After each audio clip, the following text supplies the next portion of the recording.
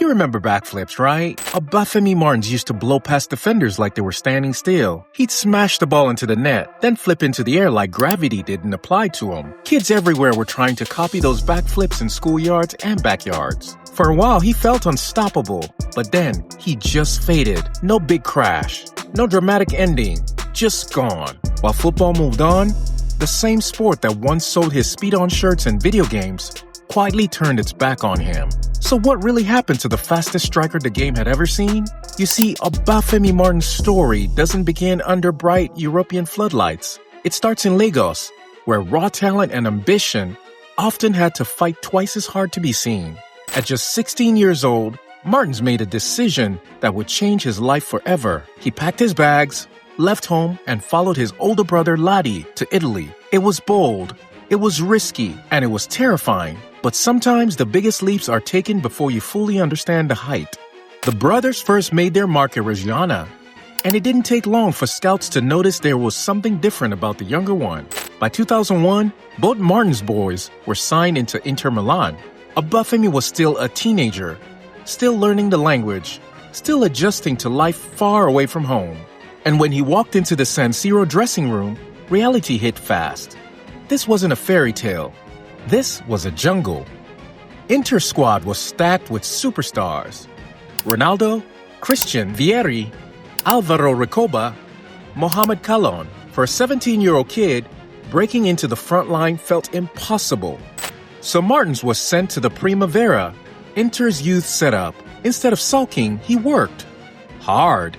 He helped lead the youth team to victory in the Torneo Viareggio, playing alongside future stars like Goran Pandev. Quietly, patiently, he was building something. Then chaos struck. The 2002-2003 season turned Inter's attack upside down. Ronaldo left for Real Madrid. Hernan Crespo arrived, then promptly got injured. Gabriel Batistuta came in as cover but barely played. Vieri was scoring but mentally distant. Still angry about Ronaldo's departure, Callan went down injured too. Suddenly, Inter were running out of options. That's when Hector Cooper looked down the bench and saw Martins. Even then, Martins wasn't convinced. He was scared. He didn't believe he belonged among giants. But football has a funny way of forcing moments on people before they feel ready. By December, Martins made his Serie A debut against Parma, starting in place of Crespo. Inter won, but the world barely noticed. That would change soon. February brought a Champions League trip to Germany against Bayer Leverkusen. Inter needed a result. The pressure was intense, and Cooper made a brave call, starting the teenager. Martins didn't just rise to the occasion, he announced himself to the world. Back in Nigeria, attention exploded. The national team came calling, but Martins said no, again and again. It shocked people. Some questioned his loyalty, but his reasoning was simple and mature. He knew he wasn't finished yet. He wanted to grow, to earn his place properly, not rush into the spotlight. It was an unusual stance for a teenager, but it fit who he was: focused, cautious, and self-aware. Meanwhile, his reputation kept growing. In May, he finally scored his first Serie A goal against Atalanta, timing his run perfectly and finishing low at the near post. That finish would become his signature.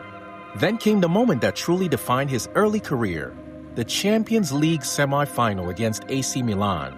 Inter were chasing the game, running out of time. Cooper threw Martins on late, replacing Recoba in what felt like a symbolic passing of the torch. Against Paolo Maldini, no less. Martins used his speed, his strength, his fearlessness. In the 84th minute, he battled Maldini, broke free, and finished past Abbiati. Inter didn't reach the final, but the message was loud and clear. This kid belonged on the biggest stage. Yet consistency was hard to come by. Inter's squad was overflowing with talent. Vieri, Adriano, Recoba, Julio Cruz, starts weren't guaranteed. Everything shifted when Roberto Mancini arrived in 2004. Adriano became the main man, but Martins became the engine. He played more games than any other forward that season, contributing across league and cup competitions. He was Inter's top scorer in their Coppa Italia triumph and a key figure in Europe. Internationally, things were less kind. Nigeria missed out on the 2006 World Cup. At AFCON, they fell short in the semifinals. Back in Italy, Inter's title hopes collapsed until Calciopoli changed everything. Juventus, Milan, and Fiorentina were punished, and Inter were crowned champions. Martins earned a medal, but the aftermath spelled trouble. Inter strengthened again. Ibrahimovic arrived. Crespo returned.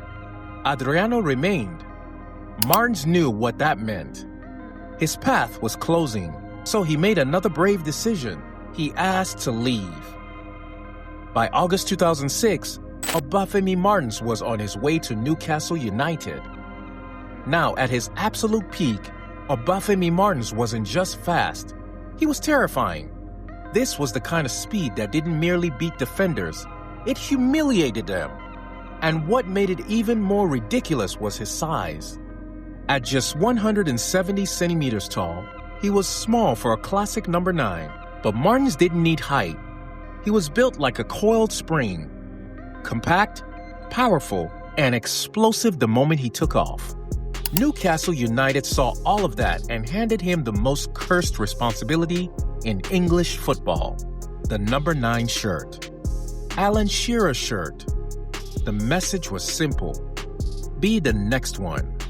But football has a brutal sense of timing. On his Premier League debut against Aston Villa, Martins suffered a serious knee injury. And just like that, all that momentum disappeared. To understand how much was at stake, it helps to remember how quickly Martins had risen. At 16, he had gone from street football in Nigeria to Italy. A year later, Inter Milan signed him before he'd even scored a professional goal. That kind of fate doesn't come from hype. It comes from seeing something rare. But as his rise accelerated, so did the whispers. Questions about his age began circulating. Fans, journalists, and even club officials quietly wondered if he was older than advertised. His physical maturity, his power, and his dominance over youth players all fed the rumors. African football's long-standing issues with documentation only made those suspicions louder. No one ever proved anything, but perception matters. When Martins returned from injury, he reminded everyone of his talent with a monstrous strike against Tottenham.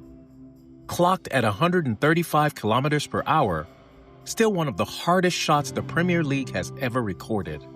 The speed was still there, the fear too, but something subtle had changed. His control at top speed wasn't quite as sharp. The margins were thinner. At first, the atmosphere at Newcastle was hopeful. The owners celebrated goals. The crowd believed. But as the club unraveled, optimism turned into chaos. Relegation loomed. Alan Shearer stepped in as manager, tasked with saving his boyhood club in impossible circumstances. It all came down to a do-or-die match against Middlesbrough. With Newcastle desperate, Shearer brought Martins on late. Within seconds, Martins scored. He sprinted to the dugout and leaped into his manager's arms. It was a perfect moment, a spark of hope, but it wasn't enough. Newcastle went down, and that relegation quietly marked the end of Martins' time on Tyneside. Wolfsburg offered a new start. His numbers there were solid, not spectacular, but respectable. Yet the market had already decided. Martins was no longer seen as an investment. He was seen as uncertainty. Supposedly around 27, he still looked powerful, still looked quick, but the narrative had hardened. From there, his career became a journey rather than a destination. Russia, Birmingham City, Spain, everywhere he went, he scored goals. Everywhere he went, the doubts followed. Fans even turned the rumors into chants. At Birmingham, he produced one unforgettable moment. A League Cup final at Wembley. A defensive mix-up, an open goal. Martins tapped in, flipped through the air, and etched his name into Wembley history. Shortly after, another injury ended his season.